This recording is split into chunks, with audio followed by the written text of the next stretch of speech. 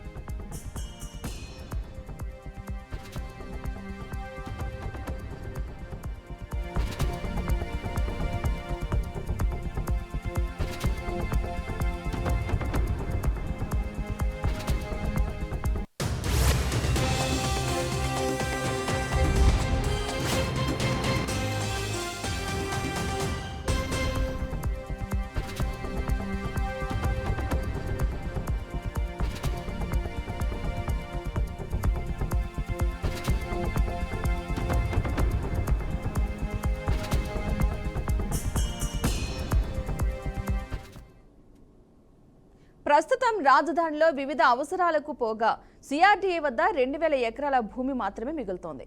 మరోవైపు రాజధానిలో భూములు కేటాయించాలని వివిధ సంస్థల నుంచి విజ్ఞప్తులు పెరుగుతున్నాయి. అంతర్జాతీయ విమానాశ్రయం ఏర్పాటుకే సుమారు 4000 ఎకరాలు కావాలని అంచనా. ఒక పక్క రాజధాని అవసరాలు పెరుగుతూ ఉండటం, మరోపక్క తమ భూములను తీసుకోవాలంటే వివిధ గ్రామాల రైతులు స్వచ్ఛందంగా ముందుకొస్తూ ఉండటంతో ప్రభుత్వం భూ సమీకరణ ప్రతిపాదనలు రూపొందిస్తోంది. రాజధానికి ఒక పక్క సరిహద్దుగా నది ఉంది, దానిని దాటి వెళ్లరు. మంగళగిరి వైపు పాత జీటీ రోడ్డు వరకు ఇప్పటికే భూ సమీకరణ చేసేశారు. మిగతా రెండు వైపులా భూమిని సమీకరించే యోచనలో ప్రభుత్వం ఉంది.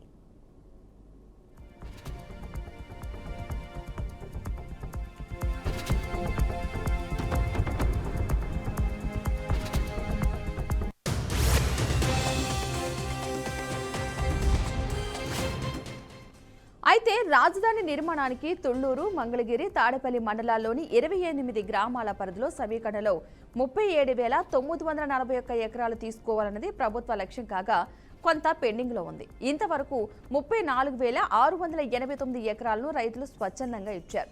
ఇంకా 3,252 ఎకరాలను సమీకరించాలి. రాజధానిలో స్టార్టప్ ప్రాంత అభివృద్ధికి 2014-19 మధ్య సింగపూర్కు చెందిన ఎసెండాస్, సింగ్ బ్రిడ్జి, సెమ్కార్ప్ సంస్థల కన్సార్షియానికి ప్రభుత్వం 1,691 ఎకరాలు కేటాయించింది. జగన్ ప్రభుత్వం ఆ సంస్థలతో ఒప్పందం రద్దు చేసుకుని వెళ్లగొట్టింది. మళ్లీ స్టార్టప్ ప్రాజెక్టు చేపట్టేందుకు సింగపూర్ సంస్థలతో రాష్ట్ర ప్రభుత్వం చర్చలు జరుపుతోంది. ఒకవేళ సింగపూర్ సంస్థలు ముందుకు రాకపోతే వేరే అంతర్జాతీయ సంస్థలు ఆహ్వానించి స్టార్టప్ ప్రాజెక్టు చేపట్టే ఆలోచనలో ప్రభుత్వం ఉంది. దానికోసం గతంలో కేటాయించిన 1,691 ఎకరాలను అలాగే ఉంచుతోంది.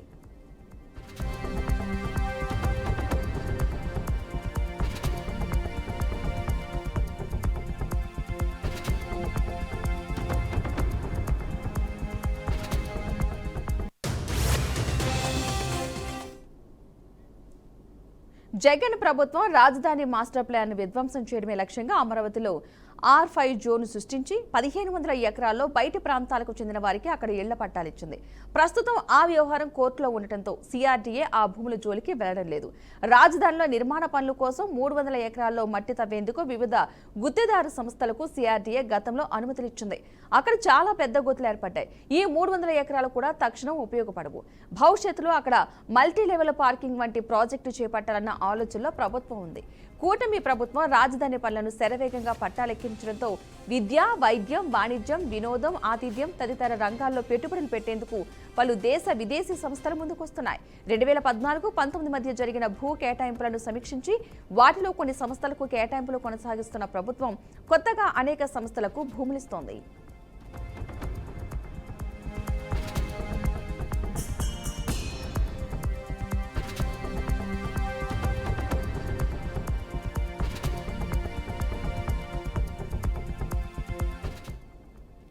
అయితే భవిష్యత్తులో అమరావతి, విజయవాడ, గుంటూరు, మంగళగిరి, తెనాలి వంటి ప్రాంతాలను కలిపి మెగా సిటీగా అభివృద్ధి చేయాలన్న దీర్ఘకాలిక వ్యూహం ఉంది. ఇందులో భాగంగానే అమరావతికి ఇన్నర్ రింగ్ రోడ్డుతో పాటు ఔటర్ రింగ్ రోడ్డును నిర్మిస్తోంది. దీంతో రాజధానిలో భూముల కోసం మరింత డిమాండ్ పెరుగుతోంది. అమరావతిని స్వయం అభివృద్ధి ప్రాజెక్టుగా ప్రభుత్వం ప్రకటించింది. అమరావతి నిర్మాణానికి అవసరమైన ఆర్థిక వనరులను అక్కడి నుంచే సమకూర్చుకోవాలన్నది లక్ష్యం. దీనికి భూములు అవసరం. అమరావతి చుట్టుపక్కల పెద్ద ప్రభుత్వ భూములు లేకపోవడం, భూముల కోసం డిమాండ్లు పెరుగుతూ ఉండటం, సిఆర్టీ దగ్గర చాలా పరిమితంగానే భూమి ఉండటం, సమీకరణలో భూములు ఇచ్చేందుకు స్వచ్ఛందంగా రైతులు ముందుకొస్తూ ఉండటంతో ప్రభుత్వం ఆ దిశగా కసరత్తు ప్రారంభించింది.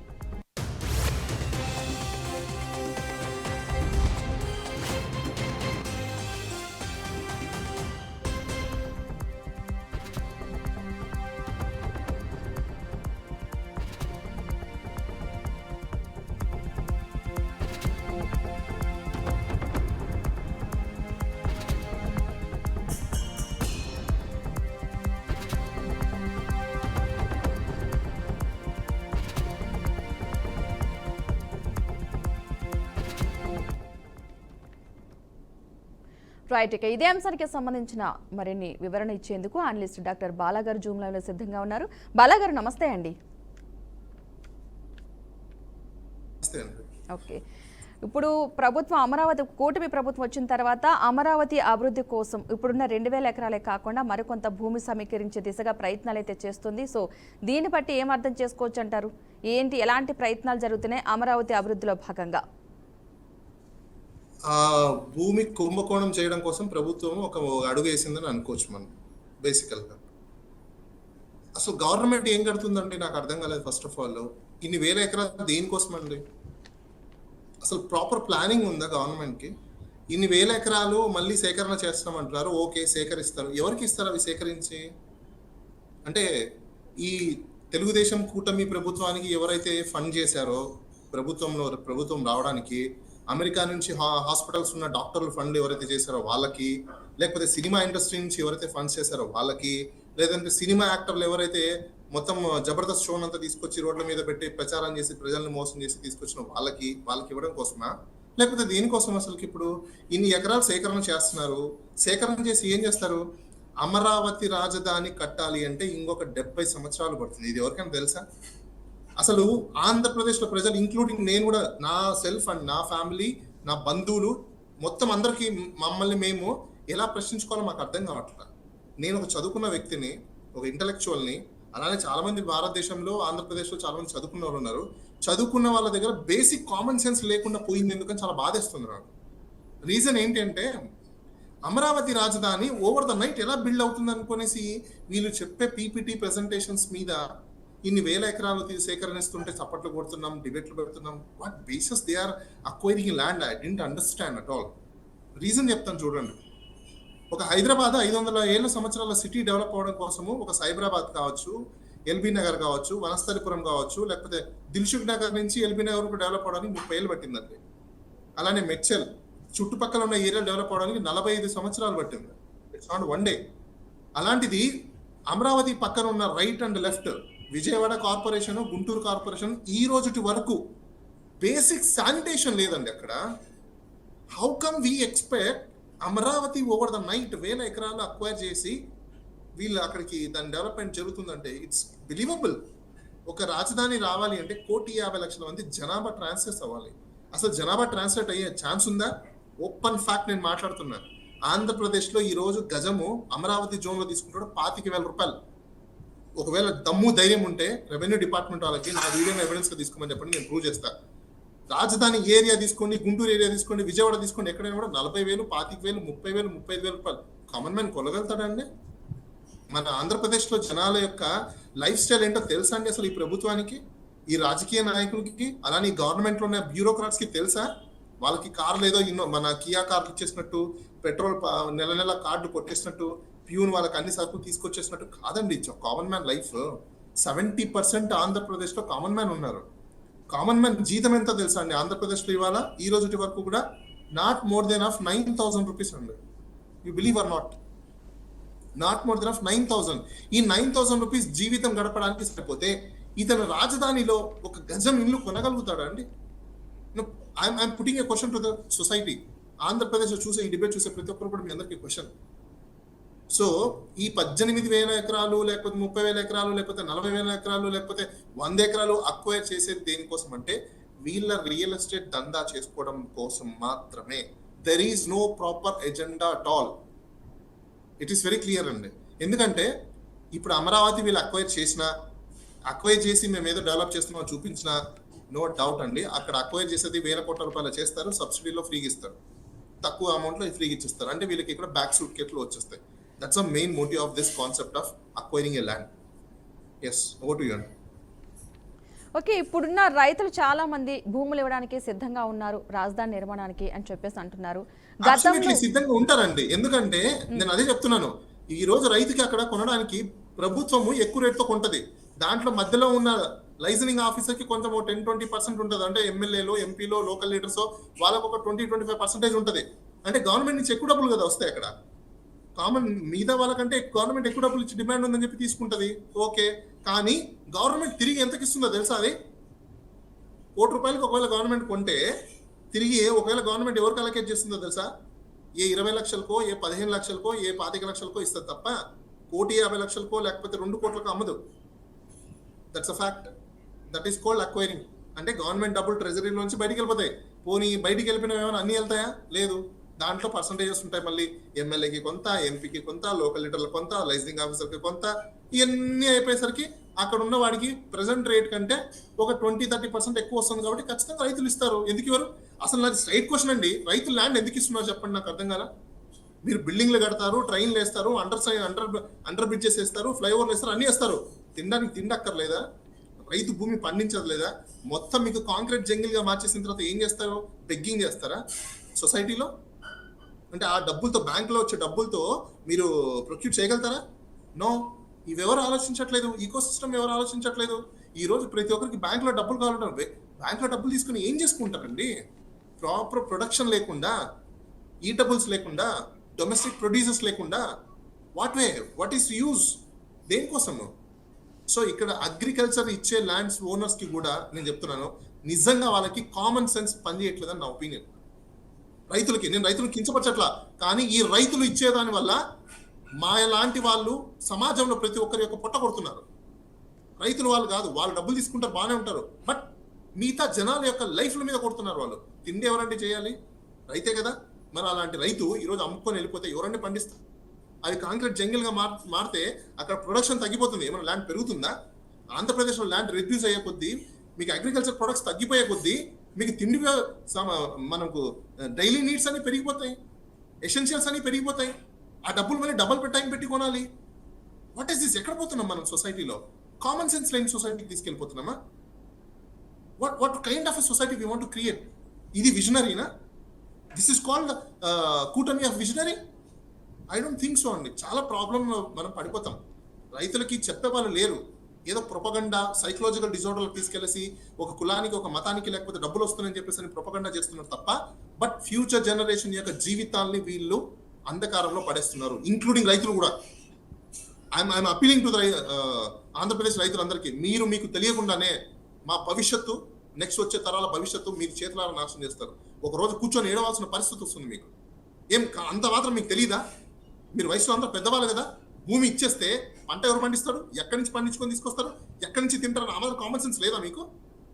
ఈ మాత్రం కామన్ సెన్స్ లేకుండా ఆ యొక్క రాజకీయ నాయకులు చెప్పే లబ్ధి గురించి, లేకపోతే కోట్ల రూపాయల డబ్బుల గురించి ఈరోజు ల్యాండ్ ఇచ్చేస్తారా? మీరు ఇచ్చేసే ల్యాండ్ల వల్ల అమరావతి మొత్తం డెవలప్ అవుతుందా? కొన్ని గవర్నమెంట్ డెవలప్ చేసి ఇల్లు కట్టిస్తుందా మీకు ఎవరికైనా? లేకపోతే పేద ప్రజలకు ఎవరికైనా ఇస్తుందా? లేదు. దళారులకి, బిజినెస్ మ్యాన్లకి, మిగతా వాళ్ళకి ఈ ల్యాండ్ అలొకేట్ చేస్తారు చీప్ రేట్లో. మీరు కట్టే పన్నుతో మళ్ళీ వాళ్ళు కమిషన్స్ తీసుకొని వెళ్ళిపోతారు. దీనికోసం కదా ఈ ల్యాండ్ అక్వైరేషన్ మొత్తం జరిగేది. ఓటు ఇవ్వండి. ఓకే అండి, అంటే అమరావతి అభివృద్ధి అనేది ఒకటి కావాలి కదా. ఒక ఏపీకి ఒక రాజధాని కావాలి. రాజధాని నిర్మాణం అంటే ఏదో ఒక అమరావతిని పెడుతున్నారు. You tell me one thing, నేను ప్రాక్టికల్ గా మాట్లాడతా. హైదరాబాద్ మొత్తం గవర్నమెంట్ కట్టిందా? పోనీ బాంబే ఏమైనా గవర్నమెంట్ కట్టిందా? పోనీ ఢిల్లీ ఏమైనా గవర్నమెంట్ కట్టిందా? లేకపోతే చెన్నై ఏమైనా గవర్నమెంట్ కట్టిందా? కలకత్తా గవర్నమెంట్ కట్టిందా? కర్ణాటక గవర్నమెంట్ కట్టిందా? ఏది గవర్నమెంట్ కట్టిందండి? ఎవరికి వాళ్ళు ఇండిపెండెంట్ గా కట్టేసుకుంటూ ఉంటారు. సిటీ ఆటోమేటిక్ గా నేచురల్ గా పెరుగుతుంది. గవర్నమెంట్ ఎప్పుడు కట్టదు. గవర్నమెంట్ ఓన్లీ అలొకేట్ చేస్తుంది అంతవరకే. పై న్యాచురల్ గా ఎవరికి వాళ్ళు బిల్డింగ్లు కొనుక్కుంటారు, కడుతుంటారు, అది పెరుగుతూ పోతుంది సిటీ. ఈ మాత్రం కామన్ సెన్స్ లేకుండా ఎలా రాజకీయ నాయకులు అయిపోయారు, ఎలా ఈ టీవీ డిబేట్లలో మాట్లాడేస్తున్నారు ఈ ఇంటలెక్చువల్స్, నాకు అర్థం కావట్లా. కామన్ సెన్స్ లేకుండా ఒక ఇండస్ట్రీ పెట్టాలంటే ఇండస్ట్రీ వాళ్ళ ల్యాండ్ కొనుక్కుంటాడు, ఓకే బాలా గారు దానికి కొన్ని అసలు కండిషన్స్ ఉంటాయి. ఓకే బాలా గారు అసలు మీ దృష్టిలో అభివృద్ధి అంటే ఏంటి? ఇప్పుడున్న అమరావతి అభివృద్ధికి అంటూ భూసేకరణ చేస్తున్నారు కాబట్టి మినిమం అభివృద్ధికి ఎంతైతే సరిపోద్ది మీ ఒపీనియన్ ప్రకారం? సపోజ్ నాకు తెలియదండి, నాకు తెలియదు అభివృద్ధి అని అంటూ వాళ్ళని చెప్పండి వాట్ ఈస్ అభివృద్ధి. పోనీ వాళ్ళని చెప్పమని, భూమి సేకరిస్తే అభివృద్ధి అయిపోయిందా? అజ్యూమ్ ఎ మూమెంట్, భూమి సేకరించారు, ఎలా అభివృద్ధి చెందుతుందో చెప్పండి నాకు. పై చాలా మంది కంపెనీలు వస్తాండ్రు, రాసి పెట్టుకోండి అందరూ. ఆంధ్రప్రదేశ్ జియోగ్రఫికల్, బొటానికల్ అండ్ మీకు అక్కడ ఎకనామిక్ జియోగ్రఫికల్ గా మీరు సర్వే లేకుండా ప్రాపర్ గా జనాల్ని మభ్య పెడుతున్నారు, మోసం చేస్తున్నారు. నేను ఒక బిజినెస్ కన్సల్టెంట్ కూడా. ఏ ఒక బిజినెస్ మ్యాన్ బిజినెస్ పెట్టాలంటే ఫస్ట్ ఫీజబిలిటీ సర్వే అనేది చేయించుకుంటాడు. ఆంధ్రప్రదేశ్ ఫీజబిలిటీ సర్వేస్లలో మీకు కొన్ని ఇండస్ట్రీస్ పెట్టలేవు, తెలుసా మీకు ఆ విషయం? ఏ కంపెనీ ఎందుకు రాకపోతుందో తెలుసా మీకు? అక్కడ జియోగ్రఫికల్ గా అక్కడ హ్యూమిడిటీ వేరు, వాతావరణం వేరు, అక్కడున్న క్లైమేట్ సెన్స్ వేరు, అవన్నీ వేరు అండి. ఇప్పుడు నేనే ఉన్నానండి, నేను ₹1 కోటి కంపెనీ అక్కడ పెట్టాలంటే సాఫ్ట్వేర్ కంపెనీ విజయవాడలో పెట్టగలుగుతానా? తెలుసా అసలు ఎంత ఖర్చు వస్తుందా? ఎంత వేడి ఉంటుందో తెలుసా? ఎంత ఏసీలు పెట్టుకోవాలో తెలుసా? ఎంత ఎలక్ట్రిసిటీ బిల్ వస్తుందో తెలుసా? నాకు ప్రాఫిట్ వచ్చింది అక్కడ. ఏ బిజినెస్ మ్యాన్ ప్రాఫిట్ ఆలోచిస్తాడు. ఈ మాత్రం కామన్ సెన్స్ లేకుండా ఏ విధంగా ఇలా ప్రొపగండాస్ చేస్తున్నారో I don't know. Vizag as పెట్టుకోవచ్చు, లేదు రాజమండ్రి అక్కడ కొంచెం క్లైమేట్ వేరు ఉంటుంది, ఎస్ పెట్టుకోవచ్చు. అట్లా ఒక్కొక్క ఏరియాకి ఒక్కొక్క బొటానికల్ ఎక్స్పీరియన్స్ ఉంటుంది, బొటానికల్ బెనిఫిట్స్ ఉంటాయి, ఆ జియోగ్రఫికల్ బెనిఫిట్స్ ఉంటాయి. దాని బేసిస్ మీద మనం పోవాలి. అంతేగాని ఏదో వచ్చింది కదా చెప్పేసాం కదా అని చెప్పేసి ఎలా పడితే అలా మనము ప్రెజెంటేషన్స్ చేసుకుని ఎలా పడితే మనం అలా చేసేసుకుని, that's not the development. Sustainable development అనేది మోర్ ఇంపార్టెంట్ అండి. ఇప్పుడు మీకు హైదరాబాద్లో ఎందుకు అన్ని కంపెనీస్ వచ్చాయి చెప్పండి? సాఫ్ట్వేర్ రిలేటెడ్ కావచ్చు, మ్యానుఫ్యాక్చరింగ్ కావచ్చు, ఫార్మాసిటికల్ కావచ్చు, రకరకాలు ఎందుకు వచ్చాయి? ఇక్కడున్న జియోగ్రఫికల్ అలాంటిది, ఇక్కడున్న స్టోన్ అలాంటిది, ఇక్కడున్న ల్యాండ్ అలాంటిది. ఆంధ్రప్రదేశ్ మీకు ఆగ్రో ప్రొడక్ట్స్ కి కానీ, అగ్రికల్చర్ ప్రొడక్ట్స్ కి కానీ, ఆగ్రో రిలేటెడ్ ప్రొడక్ట్స్ కి సంబంధించిన ఇండస్ట్రీస్ కానీ అవి మీకు అక్కడ సెట్ అవుతాయి. వాటి మీద కాన్సన్ట్రేషన్ పెట్టాలి. మీకు ఎప్పుడు కూడా న్యాచురల్ రిసోర్సెస్ ని మనము ప్రాపర్ గా యూటిలైజ్ చేసుకోకపోతే ఏ రాష్ట్రం డెవలప్ అవ్వదు. It's a fact. అది ఏ కంట్రీ అయినా. మనం ఈరోజు మన యొక్క జెనిసిస్ ఆఫ్ న్యాచురల్ రిసోర్సెస్ ని పక్కన పెట్టేసి ఆర్టిఫిషియల్ దానికి వెళ్తున్నాం. అది ఎంతవరకు సస్టైన్ అవ్వదు. మీరు ఇంకో 30 years అయిపోతే ఆ రోజు 30 years తర్వాత అప్పుడు నేను 60 years అవుతాను.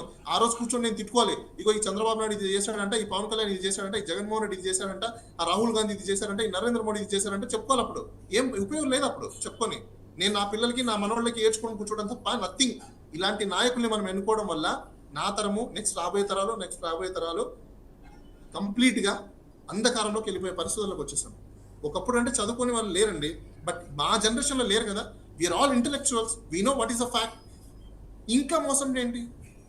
రాజధాని అనే పేరు తీసుకొని ఒక ఎమోషన్ క్రియేట్ చేసుకొని, రియలీ ఆ ఎమోషన్ అంత అవసరమా? ఎస్ రాజధాని కావాలి, నేను కాదనను. రాజధాని ఆటోమేటిక్గా డెవలప్మెంట్ అనేది జరుగుతుంది. దాన్ని ఎలా తీసుకెళ్ళిపోయారు? ఎమోషన్ దేనికోసం అండి? ఎమోషన్ నాకు అర్థం కాల. ఎమోషన్ మీకు ఏమైనా కూడు పెడుతుందా? పోనీ ఎమోషన్ నాకు ఏమైనా డబ్బు ఇల్లు ఇస్తుందా అక్కడ రాజధానిలో? పోనీ ఎమోషన్ నాకు ఏమైనా ₹1 కోటి డబ్బులు ఇస్తుందా? నేను ఎందుకు ఎమోషన్ అవ్వాలి? అలానే ప్రజలు ఎందుకు ఎమోషన్ అవ్వాలి? What nonsense they are saying. It's really ridiculous. రాజకీయ నాయకులు అలా చేస్తున్నారు. వాళ్ళని కంప్లీట్ గా మెంటల్ గా చేసేసి, సైకలాజికల్ ఇంజరీగా చేసేసి, సైకలాజికల్ డిజార్డర్ గా చేసేసి, ఈ విధంగానే రాజకీయాలు చేసేది, ఈ విధంగానే రాష్ట్రాలను నడిపేది, ఈ విధంగానే రాజకీయాల్లో రాజధానిని నిర్మించేది. ఎమోషన్ బేస్ మీద ఉంటాయా? ఇంకా ఎన్నాళ్ళండి ఎమోషన్? మనం ఏమైనా రాతి కాలంలో ఉన్నామా ఎమోషన్స్ మీద ఉండడానికి? 2020 అండ్ డిజిటల్ ఎరాలో ఉన్నాం. We must see the practicality with our eyes. అలా కాకుండా ఇల్యూషన్స్ ఏంటి? ఇంకా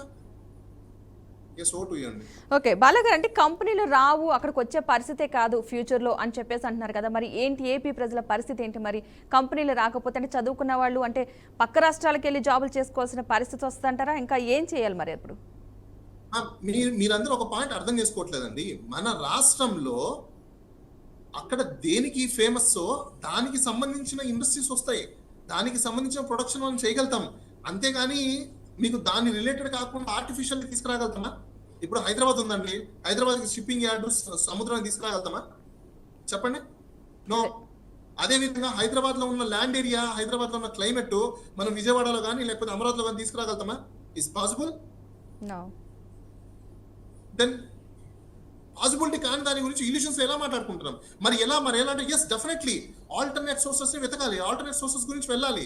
ఆల్టర్నేట్ వేరియాస్ లో ఉన్నప్పుడు డెఫినెట్ ఇప్పుడు ఐటీ జాబులు కావాలి, ఆంధ్రప్రదేశ్ లేవు, మీరు హైదరాబాద్కో లేకపోతే బెంగళూరుకో లేకపోతే చెన్నైకో లేకపోతే ఇంకో చోటుకు వెళ్తారు. నో డౌట్ అందులో. ఒక ఐటీ కంపెనీ నుంచి ఇక్కడ పెట్టాలంటే తెలుసా అసలు ఎంత ఎక్స్పెన్సెస్ వస్తుంది తెలుసా మీకు? లాజికల్ గా నేను మాట్లాడుతున్నానండి. ఒక పవర్ బిల్ ఎంత వస్తుందో తెలుసా? అంత పవర్ పెట్టుకుని ఒక కంపెనీ సస్టైన్ అవ్వలేదు. కూల్ క్లైమేట్ కావాలి, ఎందుకంటే సిస్టమ్ సస్టైన్ అవ్వాలి, లేకపోతే బస్ట్ అయిపోతే సిస్టమ్, బర్న్ అయిపోతే సిస్టమ్. ఈ బేసిక్స్ అనేది తెలియాలి. ఇది తెలియకుండా ఊరికే నేను బిల్ గేట్స్ లో తీసుకొచ్చేసాను, నేను అనిల్ అంబానీని తీసుకొచ్చేసాను, ముఖేష్ అంబానీని తీసుకొచ్చేసాను, మొత్తం నేనే క్రియేట్ చేశాను అంటే అది ఇల్యూజన్స్ కి పనికి వస్తుంది, రియాలిటీస్ కి కాదు. ఎందుకంటే నేను ఆ పర్టికులర్ ఫీల్డ్ లో ఉన్నాను కాబట్టి చెప్తున్నాను. నేను ఒక ఇండస్ట్రీ పెట్టాలన్నప్పుడు సాఫ్ట్వేర్ ఇండస్ట్రీ కూడా దాని సస్టైనబిలిటీ చూసుకుంటాం. నా రెవెన్యూ ఎంత వస్తుంది, నాకు ఎక్స్పెన్సెస్ ఎంత వస్తుంది, నాకు ఎంత మిగులుతుంది, ఏం డబ్బులు లేకుండా ఊరికి ఒత్తిపోయినానికి ఎవరైనా పెట్టేస్తారా? No, it's not possible. మరి స్థలాల కోసం సంస్థల నుంచి వినతులు వస్తున్నాయి అంటున్నారు, మరి అందులో నిజం లేదంటారా మీరు చెప్పే దాంట్లోని? ఏంటండి? స్థలాలు కావాలని చెప్పేసి ఆల్రెడీ కంపెనీస్ నుంచి అయితే వినతులు వస్తున్నాయి, వాళ్ళు అడుగుతున్నారని చెప్పేసి అంటున్నారు కదా. నేను 2019 టైంలో ఒక బిల్ ఫైల్ చేశారు. వీళ్ళు ₹1,00,000 పెయిడ్ అప్ క్యాపిటల్ ఉన్న కంపెనీకి కోట్ల రూపాయల భూముల్ని కూడా రిజిస్ట్రేషన్ సేల్ డీడ్లు చేశారు. భూములు కొనడానికి ఎవరైనా వస్తారండి, ఎందుకంటే వీళ్ళ చేతుల్లో ఉన్న పని కాబట్టి. సెక్రటరీలు, మినిస్టర్లు అందరూ వీళ్ళ చేతిలో ఉన్న పని కాబట్టి వీళ్ళకి బినామీకి సంబంధించిన కంపెనీ రిజిస్ట్రేషన్ చేసుకోవడం, వచ్చి భూములు తీసుకోవడం. ఎవరైనా తీసుకుంటారు, ఎందుకు తీసుకోరు చెప్పండి? ఆ భూమి తీసుకున్న తర్వాత 10 మంది కొనడానికి రెడీ అవుతారు. వాళ్ళకి తెలియదు కదా, కొనే వాళ్ళకి కూడా ఏముంది, కొంటున్నారా, సేల్ డీడ్ ఉంది, కొని సేల్ డీడ్ ఉంది, ఇచ్చేయి, సేల్ డీడ్ ఉంది, తీసుకో. ఇది కదా జనరల్ జరుగుతుంది. 2014 నుంచి 19 వరకు సేల్ డీడ్ ఎలా ఎగ్జిక్యూట్ చేశారు? ఒక కమర్షియల్ ఇన్వాయిస్ లేకుండా. ఆ కుంభకోణం బయట తీయండి ఫస్ట్.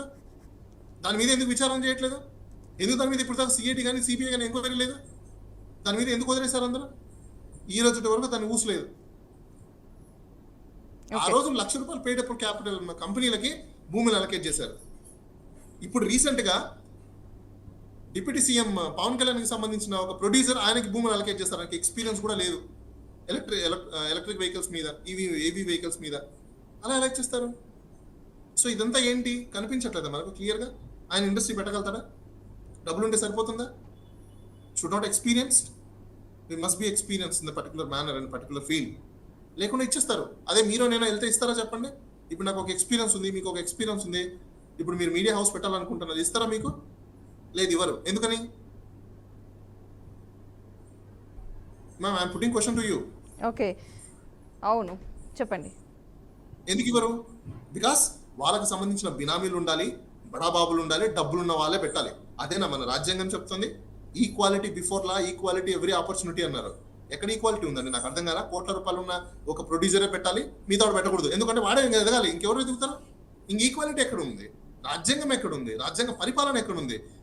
మొన్న ఎలక్షన్స్ అప్పుడు మొత్తుకున్నారు కదా కూటమి ప్రభుత్వంలో, రాజ్యాంగం మొత్తం చిన్న భిన్నం అయిపోయింది, రాజ్యాంగాన్ని అసలు అమలు చేయట్లేదు అని చెప్పేసి వీళ్ళు చేసేది ఏంటి? మోసాలు చేయడం. ఓకే, అంతేలేండి, లీగల్ గా మోసాలు చేయడం. ఓకే, ప్రస్తుతానికైతే అక్కడ జరిగేదంతా వాళ్ళకి ఇన్సైడ్ గా జరుగుతుందని చెప్తున్నారు. ఇన్సైడ్ ట్రేడింగ్ తప్ప నథింగ్ అండి అక్కడ. ఇప్పుడు మీకు ఇంత డీటెయిల్ గా ఒకటి మ్యామ్, నేను ఒక స్ట్రైట్ క్వశ్చన్ మిమ్మల్ని అడుగుతున్నా, ప్రజల తరపున. మీకు నేను చెప్పిన దాంట్లో ఏమైనా అబద్ధం కనిపిస్తుందా? పోనీ ప్రాక్టికాలిటీస్ మీ ముందర పెట్టాను. ఎందుకంటే పోనీ నేనేమైనా ఇల్యూషన్స్ చెప్తున్నా? నో, ఉన్న రియాలిటీస్ మీకు చెప్పాను. ఎందుకు రియాలిటీస్ చెప్పాను? జనాలు అర్థం చేసుకోవాలి, రియాలిటీస్ తెలుసుకోవాలి. ఇల్యూషన్స్ లో పెట్టేస్తే ఇప్పుడు నేను మీకు చెప్తాను, మేడం మీరు మంచి యాంకరింగ్ చేస్తున్నారు, అమరావతికి వచ్చేసండి, మీకు పెద్ద మీడియా హౌస్ పెట్టడానికి నేను ల్యాండ్ ఇస్తానంటారు. వచ్చేస్తారా? అది ఇల్యూషన్. రియాలిటీ ఏంటి? మీరు అక్కడ వచ్చి అప్లికేషన్ పెట్టుకున్నా 10 ఏళ్ళు తిరిగినా అది ప్రతి ప్రభుత్వంలోనే అదే జరుగుద్ది కదండి. యాక్చువల్ గా చెప్పాలంటే ఏ ప్రభుత్వం ఒక ప్రభుత్వం అంటూ ముందుకు వెళ్ళిపోతుంది అంటారా? ప్రతి ప్రభుత్వంలో నేను ఒక విషయం చెప్తున్నాను చూడండి, ఎవ్రీ టైం ప్రభుత్వం మారిన ప్రతి చోట కూడా వి ఎక్స్పెక్ట్ దట్ ఈ ప్రభుత్వం కనీసం అలా చెయ్యదేమో. కానీ ఏంటండి ఇది గత ప్రభుత్వం చేసింది, ఈ ప్రభుత్వం ఎందుకు తీసుకొచ్చాం? వీళ్ళు చెయ్యరేమో అని కదా. వీళ్ళు కూడా మేము పాతలాగా మేము చేస్తామంటే ఇదేదో ఎలక్షన్ క్యాంపెయినింగ్ లో చెప్పాలి కదా, మేము ఇలానే చేస్తామని చెప్పేసి అని. అప్పుడు మల్లెపూలతో దండలు వేయడం కాదండి, ఇంకో దండలు వేసేవాళ్ళు. రియాలిటీస్ చెప్తే చెప్పరు. ఎవరు రియాలిటీస్ అయితే చెప్పరు కదండి. అసలు ఏ ప్రచారానికి వచ్చినా చెప్తారా? చెప్తే జనాలు యాక్సెప్ట్. ఏ ప్రజానాయకుడిని ఎవరు పోటీ చేయడానికి వచ్చినా మ్యామ్ ఇప్పుడు నేనేమంటున్నా, మా తాతల ముత్తాతల కాలంలో మీరు మోసాలు చేసుకున్నారో, మా నాన్న కాలంలో మీరు దగా చేసుకున్నారో, కుట్ర చేసుకున్నారో అనవసరం. ఓకే. కానీ మా కాలంలో మేము ఒప్పుకోమంటున్నాం. Why should ya. We tolerate? ఎందుకు టాలరేట్ చేయాలి? ఓకే. మేము ఎందుకు టాలరేట్ చేయాలి? మాకు ఈ ముసలి యొక్క పరిపాలన అవసరమా? ఈ ఎల్డర్స్ పరిపాలన మాకు అవసరమా? మీరు చెప్పేది మా జనరేషన్ కోసం. యు గెట్ అవుట్ ఫస్ట్, మేము వచ్చి పరిపాలించుకుంటాం. ఓకే. రైట్. థ్యాంక్ యూ అండి బాలగారు. మొత్తంగా అయితే ఈ రాజధాని నిర్మాణానికి సంబంధించి మరికొంత భూములు సేకరించే పనిలో అయితే కూటమి ప్రభుత్వం ముందడుగు వేస్తుందని అనుకోవాలి. కొన్ని సంస్థలు స్థలాలు కావాలంటూ కూడా వినతుల కోసం సమర్పిస్తున్నాయంటూ కూడా అంటున్నారు. కొంతమంది రైతులు స్వచ్ఛందంగా భూములు ఇచ్చేందుకు కూడా సిద్ధంగా ఉన్నారంటూ కూడా అటు కూటమి ప్రభుత్వం నుంచి అయితే వస్తున్న మాట. అనలిస్టులు అయితే కనుక ఇదంతా ఒక భూటకం, అంటే ప్రజలు మభ్య పెడుతున్నారు, ఫ్యూచర్ గురించి ఆలోచించకుండా అక్కడికి ఎలాంటి ఇండస్ట్రీస్ తీసుకొస్తారని నమ్మిబుచ్చే ప్రయత్నం అయితే చేస్తున్నారు. కానీ ఎలాంటి వస్తా కూడా తెలియని పరిస్థితి ఉంది. ప్రస్తుతానికైతే అక్కడ ఒక గందరగోళ పరిస్థితి, వాళ్ళకి అనుకూలంగా మాత్రమే చేసుకుంటారని చెప్పేసి చెప్తున్నారు. చూద్దాం ముందు ఈ రాజధాని నిర్మాణ అంశానికి సంబంధించి ఎలాంటి పరిణామాలు చోటు చేసుకుంటాయో. ఇది వాళ్ళ special drive. Keep watching BRK news Telugu సత్తా.